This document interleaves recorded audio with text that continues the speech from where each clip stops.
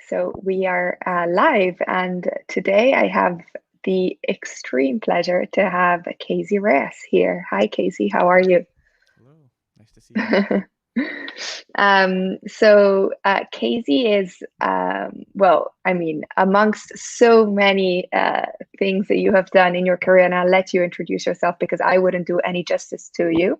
But you're also the founder of Ferrophile, which is a platform that is exhibiting, curating, and showing artists of any kind, but in specific generative artists. So we'll definitely go into that in a bit, but I'll let you introduce yourself. Sure. So I'm an artist. I live in Los Angeles. I'm an educator. I teach at UCLA. I'm a coder. As you mentioned, the co-founder of Processing with Ben Fry. That was founded in 2001. The idea of that was to make a way for artists to find their way into coding and to make a synthesis between the world of coding and the world of the visual arts. And then I've been working with blockchains now for about 3 or 4 years in collaboration with Bitmark. And we started working on Feral File last June and then launched the first exhibition, Social Codes, in March. And we have our second exhibition launching now in 2 weeks. Amazing. And like going back a little bit to, I guess, your career so far, like obviously you're the creator, like co-founder of processing, which is one of the most like used kind of forms of open source programming. So it's definitely, something that um, you navigate like this space really, really well. So maybe like if you kind of want to talk about a little bit about like that side of things, and then like how you got into the blockchain, and obviously Feral File as a consequence of that. Yeah. I try and navigate the space well. I think one thing I'm really excited about is that there are so many different open source projects and open source communities that are also working in this domain of art and code. And you know, over the last nearly 20 years, we've just sort of been in this space together and building it, you know, as an extended international group. And it's always been international from the very beginning. So, you know, there's the V4 folks and the Max MSP folks and just so many other communities that I think we feel like we're working in collaboration with. And with processing, Ben and I did found it back in 2001, but it's really been a huge effort with so many dozens and dozens of people over the years contributing to it. Some people really significantly contributing to it, and also the libraries are a huge part of that. Like people adding libraries and extending what it can do. So I see this as very much of a like an international group effort that's been going on for decades. And of course, there's so much precedent before even sort of the more contemporary web-based projects have gotten going. Yeah, and how did that translate, I guess, into, like the blockchain, and ultimately also what we're seeing now, which is, NFTs.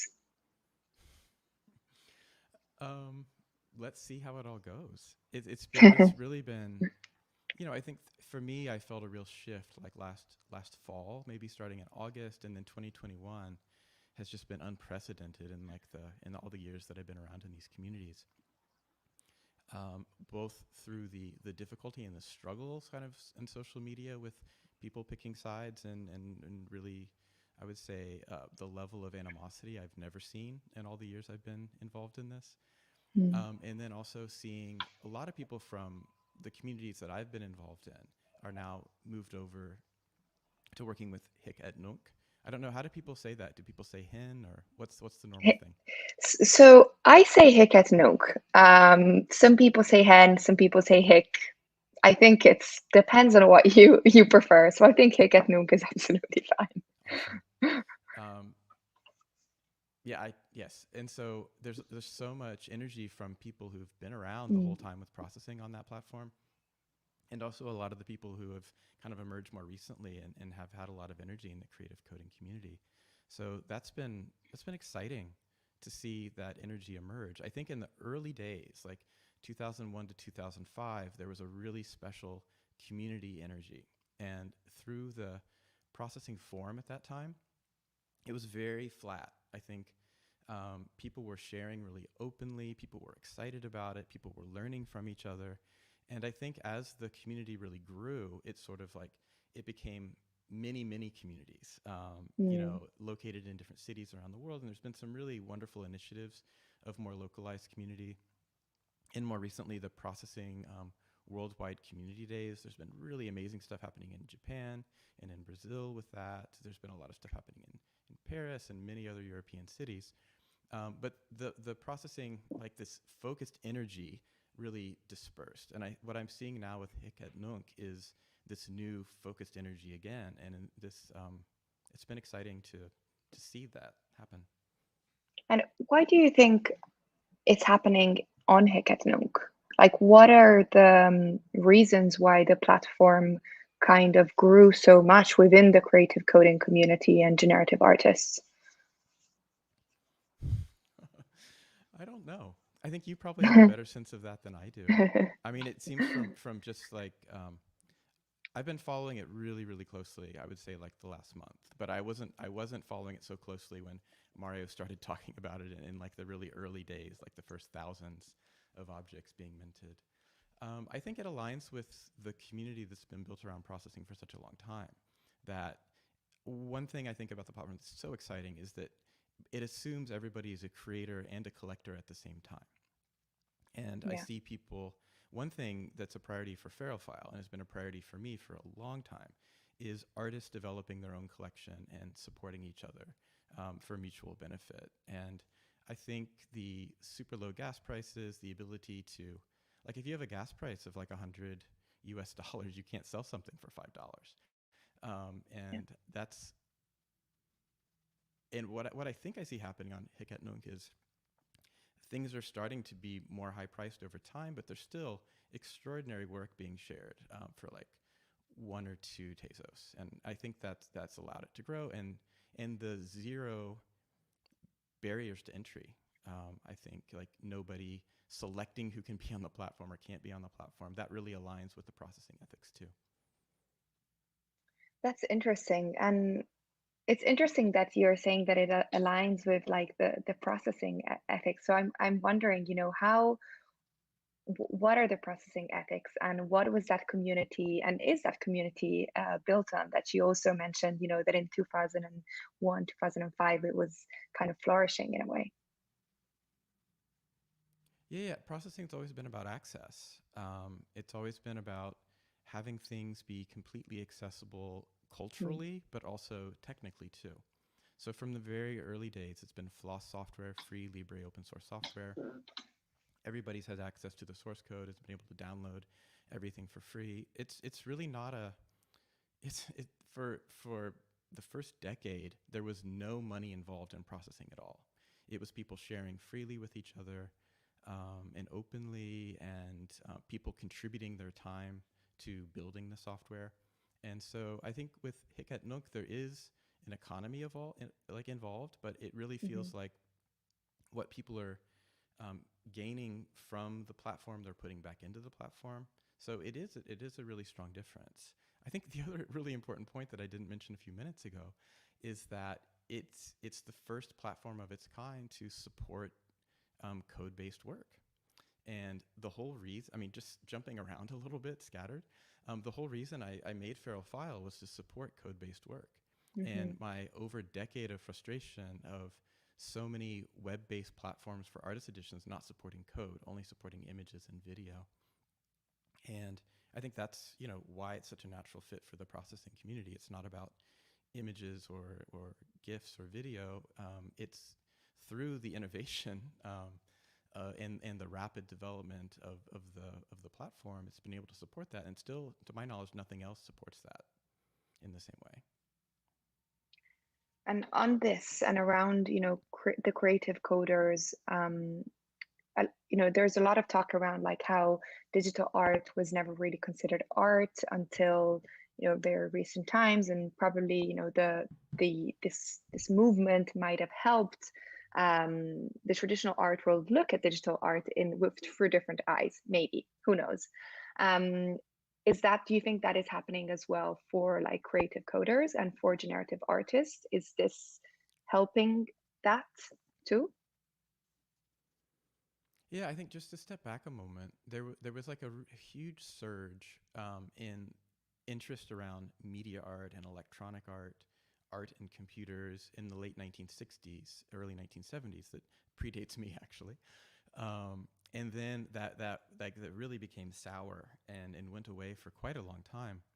And then even with the rise of personal computers in the home in the 1980s, that was really off the radar of the art world. There was another surge around the turn of the century that I think was sort of riding on the dot-com boom wave. And there were a number of exhibitions in London and New York and San Francisco that promoted digital art in a way that hadn't been really before since the late 1960s, but more clearly defined within software and the digital now. And then that, I think, dispersed. And what we see right now with NFTs is maybe the third surge. And Hmm. like yesterday, the Hirshhorn, which is the like American Sculpture Museum, having a panel on NFTs. People are talking about it, I think, with a level of engagement that I've not seen before, and that I did see somewhat around 2001, 2000, and that time, but not with the intensity that we see right now. I think one major frustration that I always have is that art almost always never makes the news unless it's about sales or about money. This Da Vinci painting, it's being sold for X million dollars. And I think it's a shame that these like large sales of NFTs are what are driving the conversation rather than Yeah. the quality of the work and the quality of the artist. But that just seems like the way news cycles operate that we work within. And can you say the same about the traditional art world, that it's, what drives kind of the media is numbers and sales? I think so, but I mean, there's also a lot of arts publications and journals Hmm. and sections in different newspapers around the world that cover theater and painting shows and things like that. And digital art is, I think it's always been a smaller community. It's never had a viable market um, in the same way that other forms of art do. Um, I'm not sure what to say more on that line right now. Yeah, yeah, yeah. No, I have to agree with that, and I think it's I definitely a common thought around a lot of people in the ecosystem, that it is a shame that the stories of the art are not getting told, but are just the numbers that are driving this. Which maybe it'll change as the ecosystem kind of develops a bit more.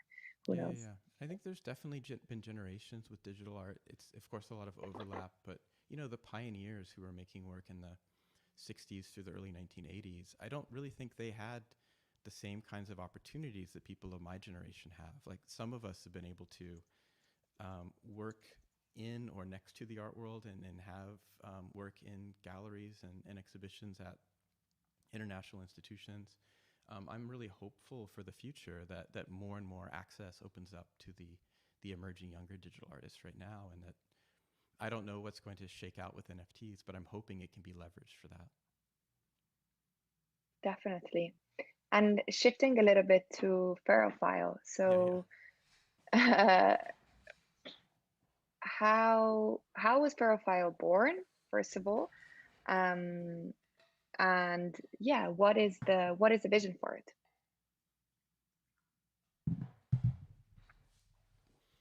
So before Fairfile, we were working on a project called A to P, like artist to peer. And we worked on that for a few Mm. years. And one thing I should say just right at the outset is that Feral File is very much a collaboration between myself and Bitmark. And Bitmark is a blockchain company. They make their own blockchain, which really focuses on digital property and property rights in the digital space. So the A2P project was really a total experiment. And what we did with myself and Rick Silva and Adi Wagenknecht and Exonimo, we invited like 75 artists to all make an edition. And of those 75 artists, we made an edition of 10. And then we all issued those onto the Bitmark blockchain, and then we spent a week trading. with the other artists. Sort of like, I'll trade you this for that, I'll trade you that for this, and it was really like an open experiment in making digital editions, putting them on the blockchain for provenance, and then trading and swapping with each other. And I think it was really promising. There was a lot of good energy. It was a lot of fun.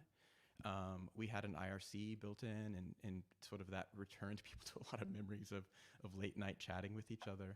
And it was very international with the curators and with the artists involved. And um, we did that. We ran it one more time. Um, and that time with Iris Long and Carol Sabadny as the other curators. And I think we felt that that kind of ran its course. It was an experiment. We learned a lot. We learned what worked about it, and maybe some of the pressure or pain points with it. And then in June, the vision for Feral File just like became very clear. As I do, I wrote a whole bunch of docs and then started sharing those with the team at Bitmark, and we started building it. Doing sprints from June until March to get it ready.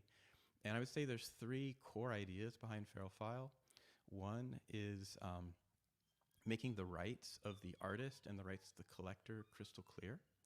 And so for that, we have this very human readable document of what the what rights the artist retains and what rights the collector has. And then we also have a legal document that backs that up. And that art sale agreement gets actually hashed with the artwork and put onto the blockchain, so that agreement for rights and the work are bound together. Another thing about Feral File that's essential is the idea of curators starting the exhibition. So I invite curators, and then they invite the artists, and everything is sort of starts from the curatorial vision and purpose, and that's the foundation of how all the exhibitions happen. And so I was the curator for the first exhibition just because I wanted to. I'm not a curator. That's the first time I've ever curated anything. I learned a lot through doing it. It was really an exciting experience to support the artist in that way. But I just needed to know how everything worked down to the detail. And so now we have shows planned through 2021 all the way through December with different curators. I'm really excited to share those. And then the third thing that is one of the primary components of Feral File is large editions for low cost. It's very much in the tradition of painters making lithographs to have a lower price point to allow more people to collect and engage with the artist and the artwork. So that was a bit of a long answer, but that's like how that's kind of the origin of Feral File. That's really good to know. I actually have I guess two follow-up questions on that. The first is on rights.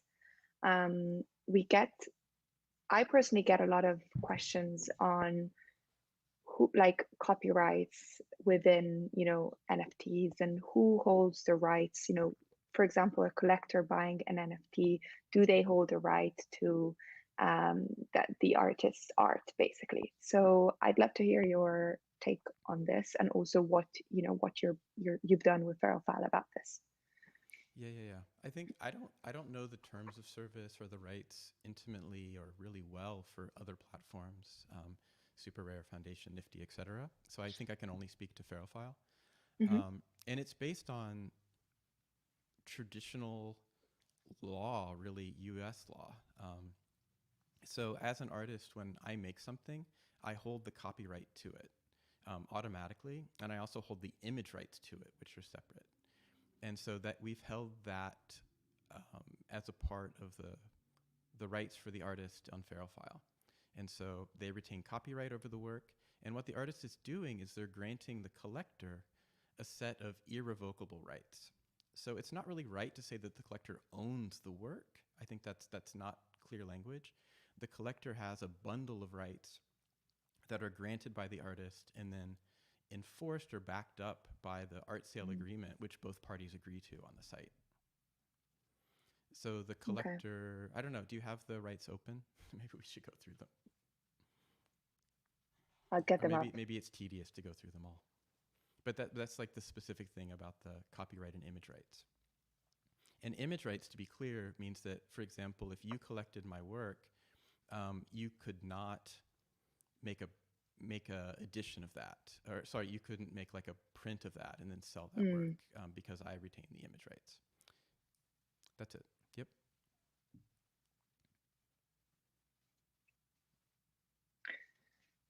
So it's also based on legally when you go into the legal documents, the Segelob and Projansky artist rights and transfer agreement from 1971, which I think is Hmm. mentioned a lot in the digital rights, but it's been updated for digital files. This is, I think this is very interesting and very important that it's stated so clearly for both the artist and the collector, because I do think that it's really a topic that gets probably like overlooked a little bit on in other contexts, and it's actually important to have it like straight cleared out in very readable and easy language, and not in like tiny um, tiny typewriting that you don't really know where you stand. So Yeah, yeah. that's that's definitely super important. Yeah. And then And a sec we do have the tiny typewritten document too. That's the art sale agreement links and the terms for artists and collectors. But this is the a human readable. read. We call it a human readable version, and it was inspired by Creative Commons. I think when Creative Commons was Yeah. launched, maybe back in around 2005, being able to parse the legal language of copyright into something that we can make sense of. That was definitely an inspiration for this approach. Yeah, absolutely. Especially because the concept of digital ownership like gets kind of spoken about a lot within the realm of NFTs and like crypto art. So I guess it's important to kind of clarify what that actual digital ownership means, and what owning, buying a token actually means for the artist and for the collector as well, from all perspectives. And one of them is, probably the most important one, which is the legal perspective. Yeah, yeah, and all that comes from the collaboration with Bitmark. They're a blockchain completely focused on digital property rights, and they've been doing that and have such an expertise for a long time. So when I think of Feral File really as a collaboration between a property rights focused, technology company with deep knowledge and experience in that area, with myself, who I think constantly for 20 years about digital art and software and exhibitions, and that's the part that I bring to the project. And on on Feral File, obviously, like the one of the I guess one of the topics that also gets thrown around a lot within crypto art and NFTs is the middleman, and kind of like taking away that concept of like gatekeeping and middleman. But then again, like on the flip side, there's also a need and actually a want from artists as well for like more curated content, more curated exhibitions. So, what is your thought on that, and where does Feral File stand within this?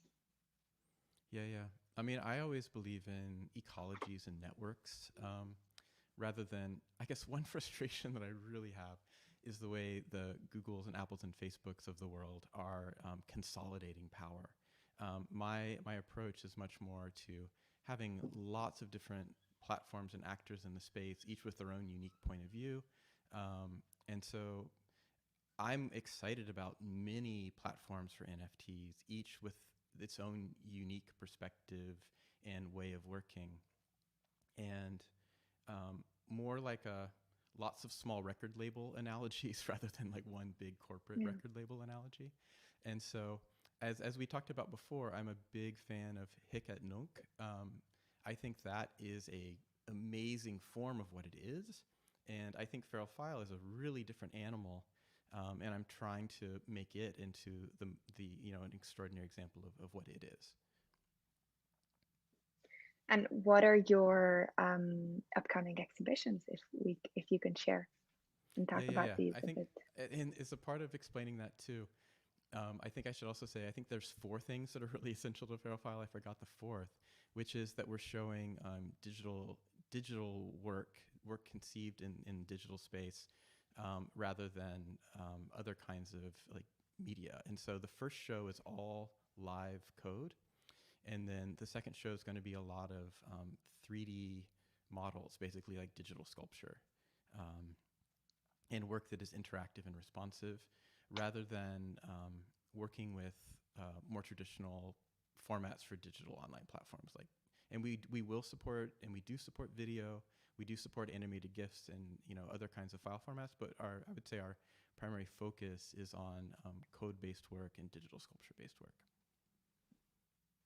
And from a perspective of the artist, and also being an artist yourself, how are you approaching like this new medium of NFTs, and also from a feral file, like how are the artists kind of seeing that curated aspect of this this realm, this concept, basically?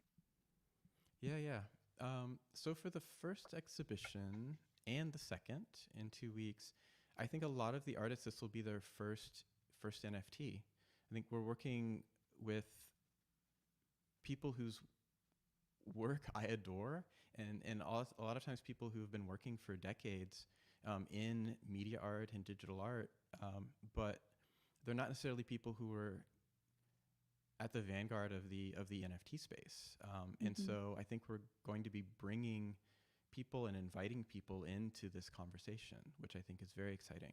Um, and then other people, for example, when we look at this list, like Andrew Benson and Dimitri and Leah, of course, have been working within the NFT space for quite a while. So I think it'll be a mix of both. And from the outside perspective, like from the artists who've not really, experienced NFTs, but also I guess, you obviously like teach at university as well. Like what is the perspective of NFTs from the outside world? How are they seeing that? And what are the talks that get discussed around this? You mean in general? Yeah. Yeah. I mean, I feel like what came up earlier in the year with Mimo and Joni's like work and posting, as we talked about before, was a sort of a level of conflict in these communities that I'd never seen before. My own personal take on it right now is that the dust has kind of settled from that fight, and people have like picked their camps. And some people have Mm-hmm. decided they're very comfortable with Ethereum-based chains, or sorry, with Ethereum-based platforms, and other people decided that they won't do that for environmental concerns. And then other people have been more on the hic et nunc, and sort of things have settled there. So I feel like things feel to me a bit of, I feel like some of that tension has is still there, but it's not like it was. Um, One thing interesting about Feral File is that it's completely isolated from both of those discussions, Mm-hmm.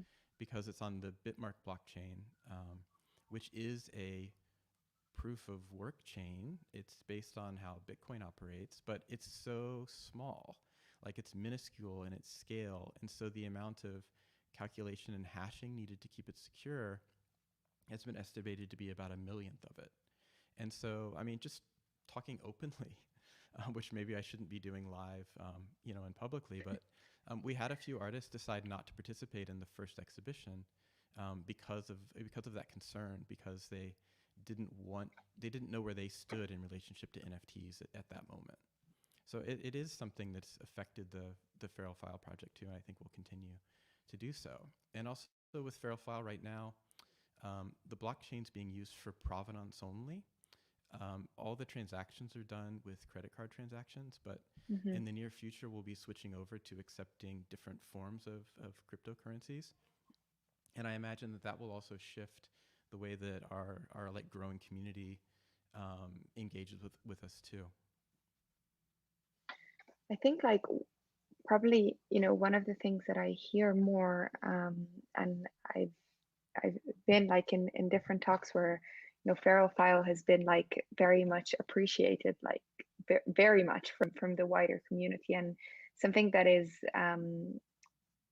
was, and something that you mentioned as well, was kind of like the peer-to-peer, the artist to artist connection, Mm-hmm. and allowing like a space where, like, even social codes, like you curated it, and essentially you're an artist curating other artists, which I think is a phenomenon that I'm actually seeing quite a lot, especially actually on Hekatonung, which may be Mm-hmm. like Prones. It's a platform that allows for that to happen as well.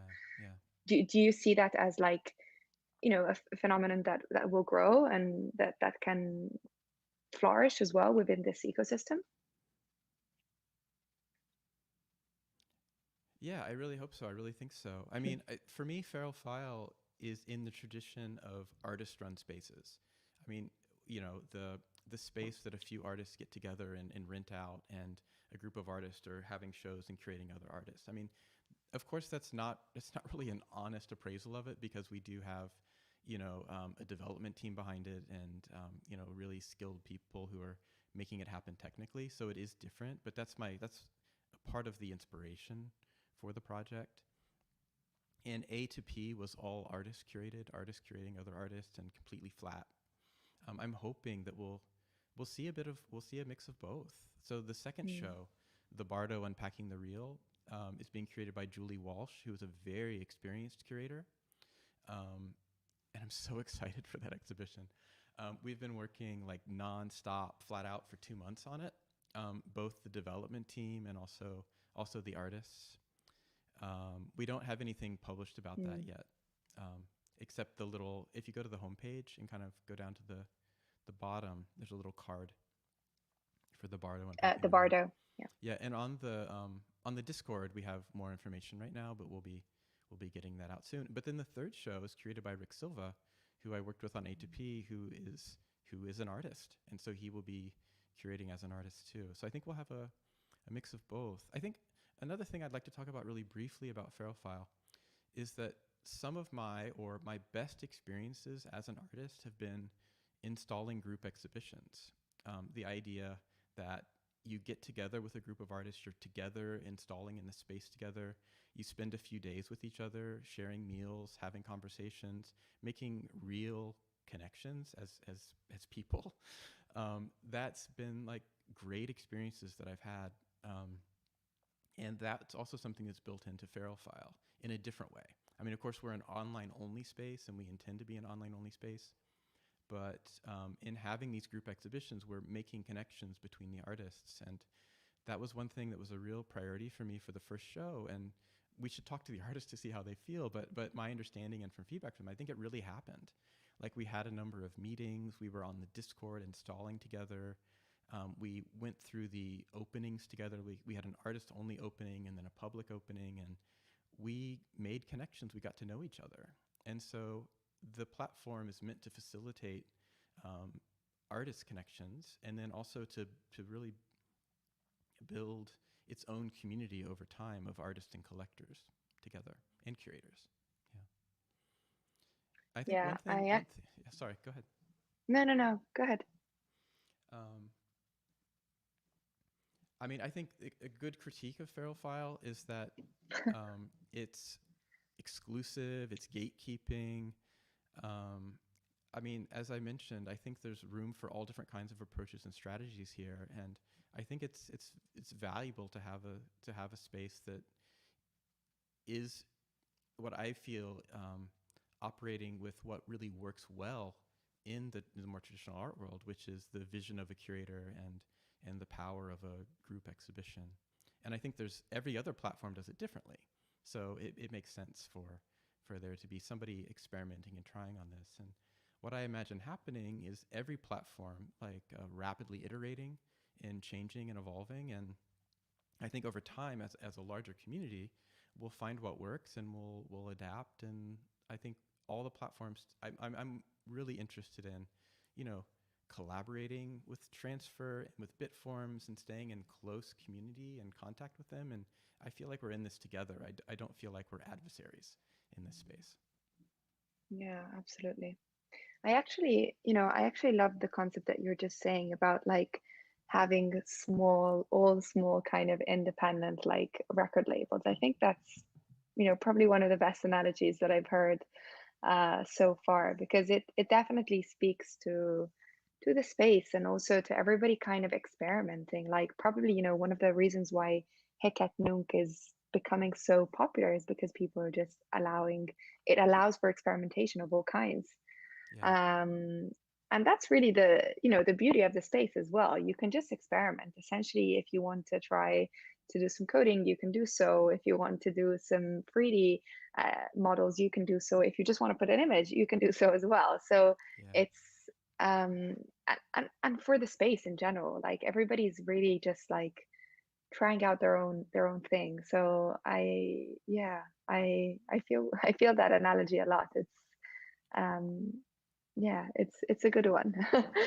Yeah. I actually wanted to ask you maybe one last question, and Mhm. something that is more like looking at the future. Obviously, you mentioned collaborations between artists, which yeah, I think it's super exciting to see like artists collaborating in the space. Is there anything else in particular that you are looking forward to building more with Ferrophile, and also maybe like seeing in the space in general?